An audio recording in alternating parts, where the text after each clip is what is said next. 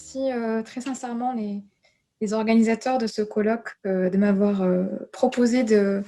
d'intervenir pour présenter aujourd'hui. Il me semble que la notion de personne peut apporter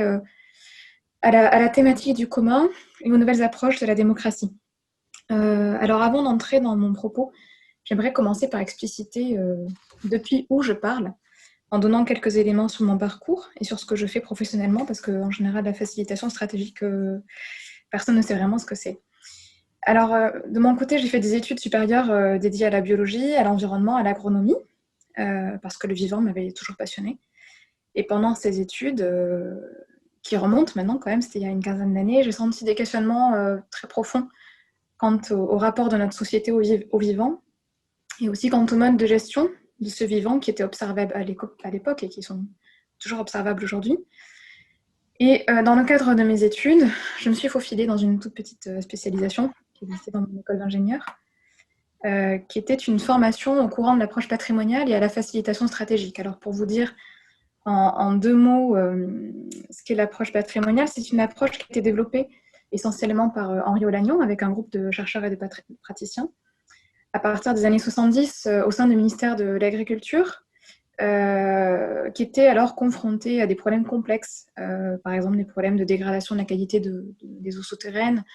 des problèmes de sécurité en montagne, des problèmes de biodiversité, de population d'ours. Et sur ces sujets, Henri Olagnon a construit des procédures d'intervention pour poser ces problèmes et envisager des voies de prise en charge avec des acteurs concernés, directement ou indirectement concernés par ces problèmes. Il a ensuite formalisé des concepts, ces méthodes d'intervention, qui forment aujourd'hui une approche globale qu'on appelle l'approche patrimoniale, dont Vincent Pupin vous reparlera aussi demain. Ces procédures d'intervention placent celui qui les met en œuvre dans un rôle de facilitateur de l'action ensemble, de l'action en commun. Donc on parle de facilitation stratégique au sens où c'est une facilitation tournée vers l'action. Pour la définir en une phrase, je pourrais dire que la facilitation stratégique, c'est un art, en fait, c'est l'art d'organiser la rencontre, le dialogue, la négociation entre des acteurs multiples qui sont concernés par une situation problématique commune, en vue de les accompagner à définir des modes de gestion et des actions qu'ils pensent adapter à une bonne prise en charge, et bonne selon eux, depuis leur point de vue, de cette situation problématique. Donc, en ce qui nous concerne, le facilitateur n'intervient que lorsqu'il est appelé par un commanditaire, pas de lui-même, et il intervient en tiers acteur neutre à cette situation. Et donc, dans ces contextes, lorsque c'est possible, ce que nous cherchons à faire, c'est à faire émerger des modes de gestion en commun, ou plus précisément, nous parlons de modes de gestion en patrimoine commun, qui font souvent défaut à côté des modes de gestion individuels et collectifs que nous connaissons plus classiquement. Alors, j'ai moi-même conduit plusieurs interventions de facilitation stratégique, la plupart ayant été commanditées par des services de l'État. Donc, je suis intervenue, par exemple, sur la problématique de la réduction de l'usage des pesticides, qui fait écho aujourd'hui à une nouvelle intervention sur la réduction de l'exposition des personnes aux pesticides. Je suis intervenue aussi pour l'État pour accompagner la conception d'une stratégie en faveur de l'agroécologie, la conception d'une stratégie de protection du canal du Midi, qui est un patrimoine UNESCO qui était en voie de dégradation. Et je suis aussi intervenue, entre autres, sur des questions de gestion quantitative de l'eau et pour faire revenir la paix sociale sur des territoires, un territoire en particulier, qui avait été marqué par des conflits très violents autour de projets de barrage. Et donc ces interventions que j'ai menées se sont souvent inscrites, du point de vue des services de l'État en tout cas, dans la conception de son action publique. Donc c'est déjà un premier point que je voulais souligner, puisque ce colloque s'interroge sur la compatibilité entre État et commun. Alors en même temps que ces interventions, et en m'appuyant sur elles, j'ai conduit un doctorat en sciences sociales sur la caractérisation du commun. Donc, moi, je préfère toujours mettre des guillemets parce que je ne souhaite pas substantiver et réifier cette notion.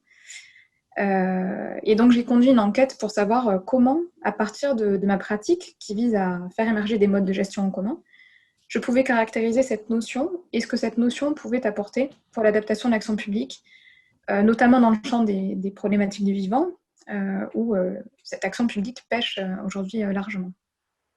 Donc, comme Joël l'a dit, j'ai soutenu ce doctorat l'an dernier. Et c'est donc depuis ce double point de vue, à la fois le point de vue de ma pratique de la facilitation sur des territoires auprès d'acteurs multiples qu'on accompagne sur des problèmes complexes pour faire émerger des dynamiques de commun. Et à partir du point de vue de mes travaux de recherche, qui m'ont conduite sur une longue période de temps à fouiller très en profondeur plusieurs champs disciplinaires, que je souhaite vous parler aujourd'hui, de ce que la notion de personne, que je m'attacherai aussi à définir un peu, peut avoir comme lien avec celle de commun et peut apporter aux approches de la démocratie qui se développent actuellement. Alors, sur ces approches, comme vous le savez, donc, les années 60-70 ont vu émerger avec force des propositions de démocratie participative, puis de démocratie délibérative. Et puis progressivement, d'autres propositions se sont formées, portées d'ailleurs par certaines personnes qui sont là aujourd'hui, pour une démocratie constructive, pour d'autres coopérative, pour d'autres une démocratie de coaction, ou encore pour d'autres une démocratie contributive, en ligne avec la démocratie radicale de John Dewey. Et ces propositions vont un cran plus loin que celles de démocratie délibérative, car elles recherchent l'implication concrète des personnes dans la prise en charge des problèmes qu'elles rencontrent, au-delà de leur seule participation à la prise de décision collective. Donc, pour moi, ces formes de démocratie ont étroitement partie liée avec la question du commun, qui, telle que je l'appréhende, est celle de la manière dont nous pouvons coagir. Or, il me semble que pour se donner une chance d'incarner ces nouvelles propositions, il est opportun de ne pas renvoyer mécaniquement à la participation, telle qu'elle a été pensée dans les courants de la démocratie participative et surtout dans le courant de la démocratie délibérative, voire même au contraire de prendre le temps d'analyser ces dernières de manière distanciée. Et donc, c'est ce que j'ai cherché à faire dans le cadre de ma thèse, entre autres. Et mon idée, c'est que les théories de la démocratie participative et délibérative sont marquées, de même que finalement beaucoup plus largement notre rapport aux politiques, par au moins 3 réductionnismes dont je pense qu'il nous faut sortir aujourd'hui pour faire advenir ces formes de démocratie contributive qui me semblent tout à fait affines avec certaines manières d'appréhender le commun, entre guillemets. Alors, je n'aborderai pas ces 3 réductions, c'est trop long, mais je me focaliserai ici sur une des 3 réductions qui m'a semblé pouvoir constater par mes recherches, et qui est celle qui consiste à réduire la personne à un individu. Cette réduction prenant classiquement, me semble-t-il, 2 figures selon les approches de la démocratie. D'un côté, dans l'approche libérale, la figure de l'individu, qui est une unité atomistique de consommation ou de portage d'intérêts personnels ou catégoriels, individu qui serait centré sur lui-même et dont on pourrait réduire finalement la complexité des motivations présidant à son action au seul champ de ses intérêts, et encore, eux-mêmes étant réduits au seul champ des intérêts égoïstes. Individu qui est une abstraction, pardon, selon Dewey. Ou bien, dans notre côté, dans l'approche plutôt républicaine, la figure de l'individu citoyen, qui est une figure abstraite également, puisque le citoyen est censé se comporter de manière totalement inverse au précédent. Il doit se couper de ses propres intérêts pour analyser les situations et les décisions depuis un point de vue universel, une sorte de point de vue kantien, selon lequel il doit décider de ce qu'il est bon de vouloir, non pas pour lui, mais pour tous. Donc nos conceptions de la démocratie sont pour l'instant, me semble-t-il, largement fondées sur ces 2 figures, celle de l'individu porteur d'intérêts égoïstes, d'un côté, celle de l'individu citoyen qui doit s'abstraire de lui-même pour tendre vers l'universel, dans ce que Michel Terenchenko appelle une sorte de morale du sacrifice. Et cette double figure a beaucoup marqué les théories de la démocratie participative et délibérative également. Par exemple, Jürgen Habermas, qui est quand même le grand théoricien de la démocratie délibérative et qui a très largement influencé ce champ, a construit sa pensée même sur la base de l'opposition entre un individu client, qui serait pris dans des formes d'agir stratégiques, et un individu citoyen qui procéderait à un agir communicationnel, c'est-à-dire qui formerait sa pensée par la délibération avec les autres, grâce à un échange raisonné d'arguments, et qui devrait finalement accommoder sa pensée et ses choix à la force du meilleur argument. Alors, les propositions d'Habermas ont été largement discutées, amendées, et il y a aujourd'hui des propositions qu'on pourrait dire assouplies de cet idéal délibératif. Néanmoins, Il me semble que c'est toujours dans cette même idée d'une participation qui propose aux participants de faire un effort de transcendance pour s'abstraire de leurs propres souhaits et désirs, voire pour s'abstraire même de leur propre expérience, afin de devenir apte à définir l'intérêt général que l'on se situe bien souvent. La présentation de Sylvain Lavelle me rappelait, c'est vrai, l'idée de la recherche confinée que proposait Calon, Lescot et Barthes, mais on pourrait même parler dans ce cas d'une participation confinée, puisque moi, en tout cas, c'est le regard que je pose, ça donne l'impression qu'on demande aux gens de se confiner d'eux-mêmes pour penser depuis un point de vue abstrait. Donc ça nous amène à une dichotomie entre intérêt personnel et intérêt général, qui est certainement aussi ancienne que la science politique elle-même, qui nous marque profondément, avec les théories de la démocratie représentative et délibérative se rejoignent, me semble-t-il, sur ce point, l'idée d'une discontinuité et d'une rupture même totale entre l'un et l'autre, entre intérêt personnel et intérêt général. Alors quel lien de tout ça avec le commun ? Eh bien, c'est que dans le commun, il est aussi question de participer. Comme beaucoup d'auteurs le soulignent, le commun, c'est une praxis, c'est une pratique qui suppose un engagement, une coaction, donc une participation. Mais cette question de la participation, qui, selon moi, est centrale, m'a semblé plutôt laissée dans les marges des différentes approches du commun qui existent aujourd'hui, depuis Ostrom jusqu'aux approches françaises, italiennes ou européennes qui se développent actuellement. Non pas qu'elle ne soit pas abordée, mais elle est souvent envoyée justement au champ de la démocratie participative et délibérative. Or, de mon point de vue, ce renvoi mécanique pose deux problèmes. Le premier, c'est que la manière dont les idées de la démocratie participative et délibérative se traduisent concrètement en dispositifs aujourd'hui semble souvent susciter quand même des désillusions des observateurs de ces dispositifs et des chercheurs qui s'intéressent à la question de la participation. Ces dispositifs peinant, selon ce qu'il en est rapporté dans la littérature, à atteindre les objectifs qu'ils se fixent, à savoir améliorer la pertinence et la mise en œuvre des décisions, et équilibrer les rapports de force entre parties prenantes. Et d'autre part, et surtout, je pense, les objectifs de ces dispositifs de participation et la figure qu'ils mobilisent assez souvent, qui est celle de l'individu citoyen, me semble profondément discutable, en tout cas quand moi je regarde les choses depuis ma propre pratique. Donc je propose de regarder maintenant justement ce que ma pratique m'a permis de comprendre. Alors si je regarde les choses depuis ces dispositifs, ces interventions qui visent à créer des dynamiques de co-construction et de commun, qui m'a été donné de conduire, je vois en effet une approche de la participation qui se fonde sur des catégories assez différentes, voire même bien différentes de celles que portent les théories de la démocratie délibérative. Alors ces différences sont nombreuses, mais je focaliserai ici sur juste l'une d'entre elles, qui est relative à la manière d'appréhender les participants ou les parties prenantes à ces dispositifs. Et dans ma pratique, ces participants ne sont pas appréhendés comme des citoyens, mais comme des acteurs. Et en analysant les choses un peu plus en profondeur, ils sont appréhendés même comme des personnes. Donc, avant de poursuivre, je vais peut-être expliquer davantage quelle est cette pratique, justement, dans laquelle je m'inscris.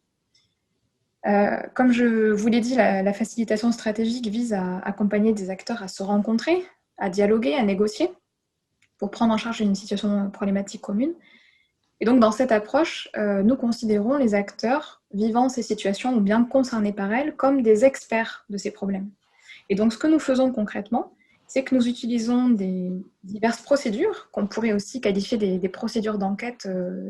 sociale, au sens que vous pouvez envisager du oui. Donc, diverses procédures pour recueillir ces expertises, qui sont multiples, et pour les faire dialoguer entre elles, afin d'en tirer à la fois une meilleure compréhension de la situation et une meilleure compréhension des actions que les acteurs eux-mêmes seraient prêts à engager. La première procédure que nous utilisons souvent, c'est celle qu'on appelle la procédure d'audit patrimonial, qui vise à recueillir l'expertise de chaque acteur à l'occasion d'un entretien en face à face qui est strictement personnel et confidentiel. Ce sont des choses qu'on peut aussi réaliser en groupe, mais ce qui me semble important, c'est quel que soit le format que nous utilisons, nous traduisons au travers de nos procédures et de notre comportement en situation quelques règles proposées par le fondateur de cette approche, donc Henri Olagnon, pour favoriser des dynamiques de commun, que l'on peut résumer en 3 phrases. Le renforcement de l'identité des participants, de chaque participant, lui offrir la liberté de se désengager à tout moment du processus et susciter son désir d'agir pour chaque participant plutôt que la contrainte. Donc identité, un renforcement de l'identité, liberté et désir, pour le dire en 3 mots. Or, lorsque nous instaurons avec des acteurs d'une situation de problème ce rapport de renforcement de leur identité, ce rapport de liberté et de désir, lorsque nous leur proposons de s'exprimer ensuite dans un cadre sécurisé, par la confidentialité des échanges, ça c'est très important, mais aussi par des savoir-faire relationnels, qu'est-ce qui se passe ? Eh bien, ce que j'ai pu décrypter des interventions que j'ai conduites, c'est que les participants, alors pas systématiquement,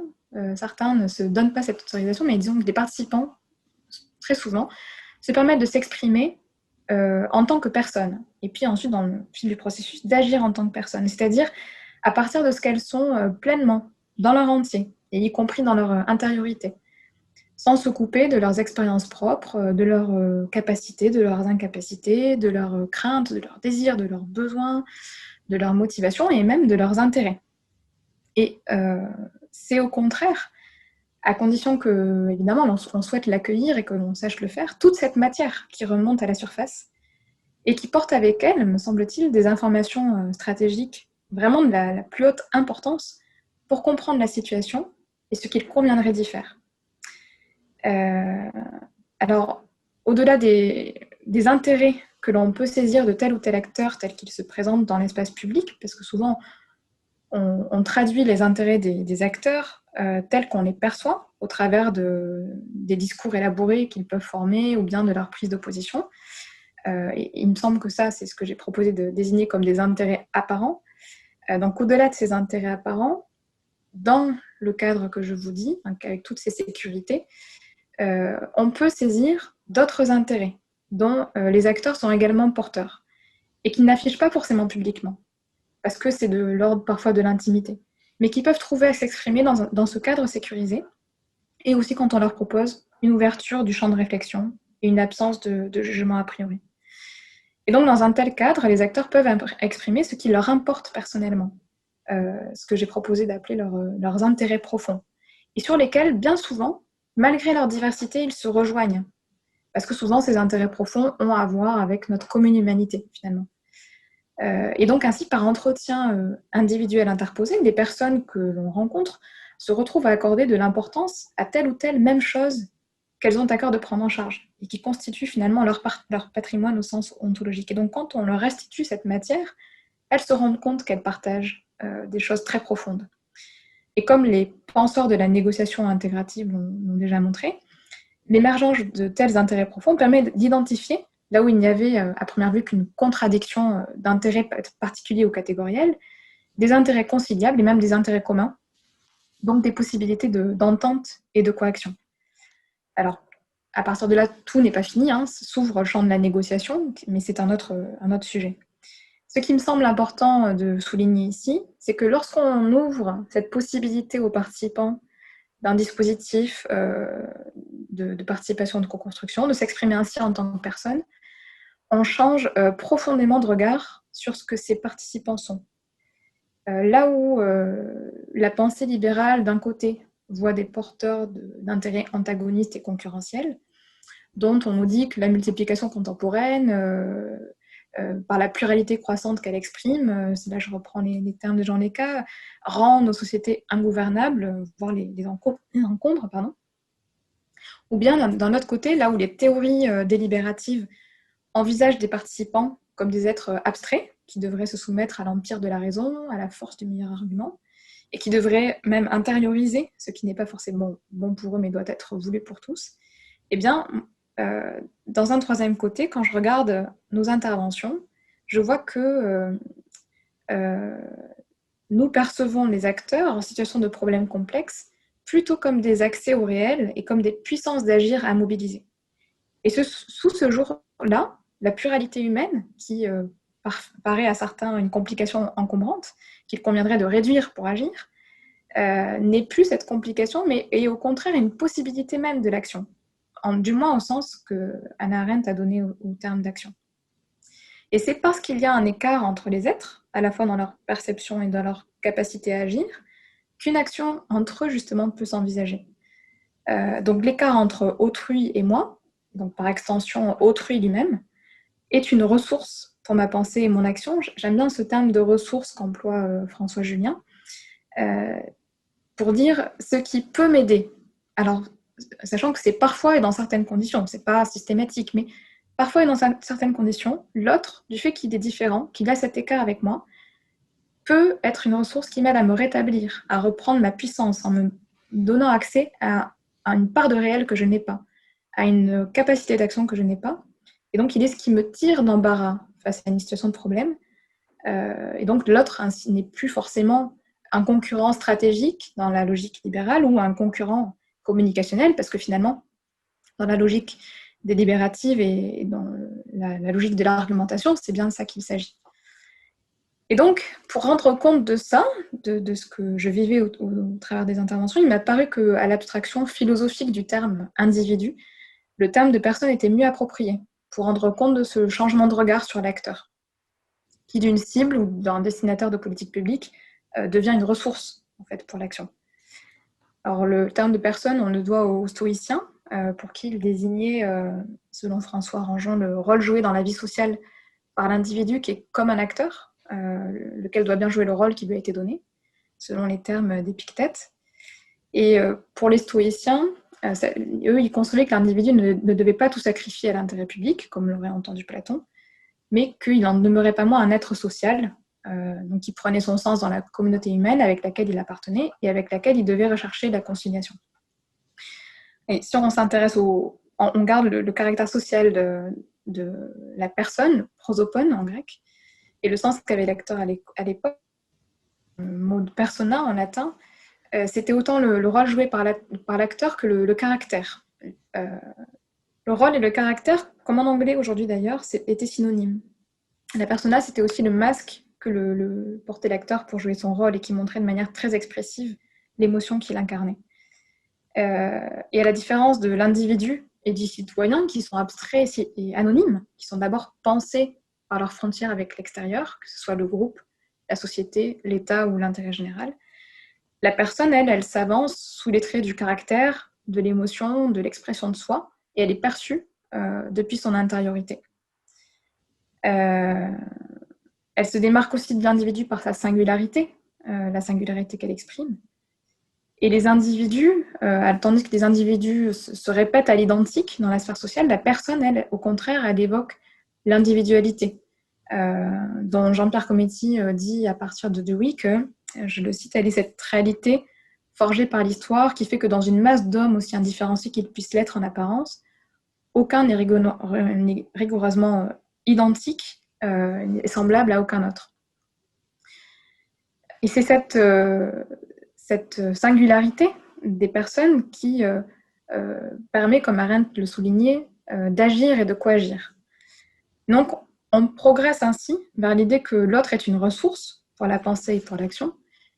et que c'est une ressource qui se loge dans une intériorité singulière, dans ce que Michel Terestchenko décrit comme,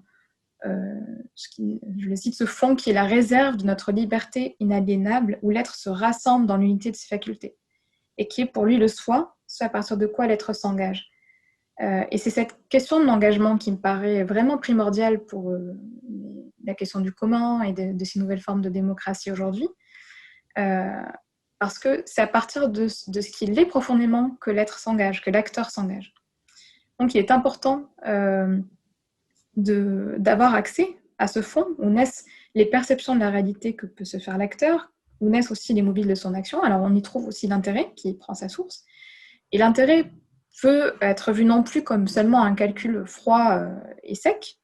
qui relèverait de la raison, mais plutôt, comme le propose Dewey,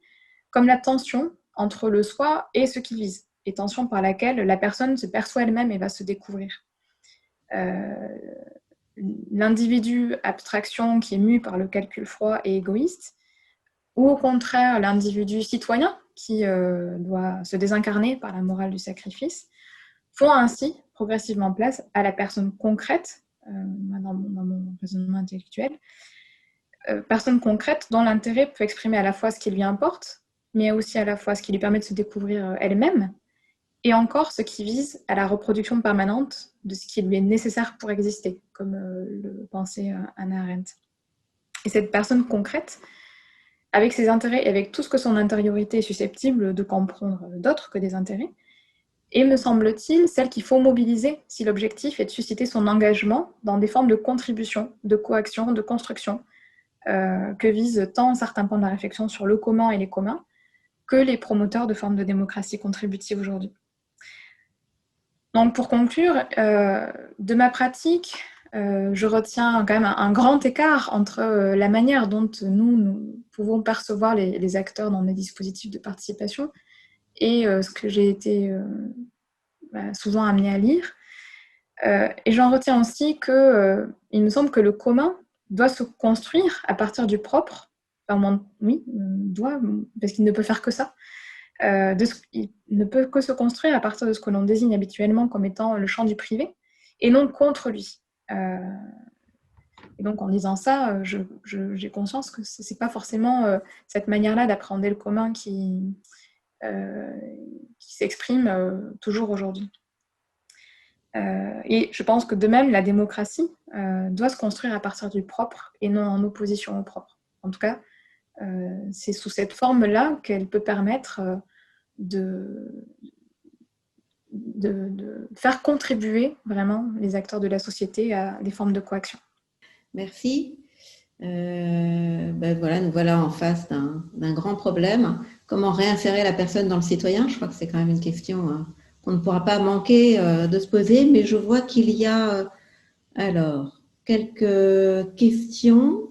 En quoi votre vision du commun comme coagir et pas seulement participer se différencie ou converge avec ce que les sciences de la gestion désignent par conception innovante,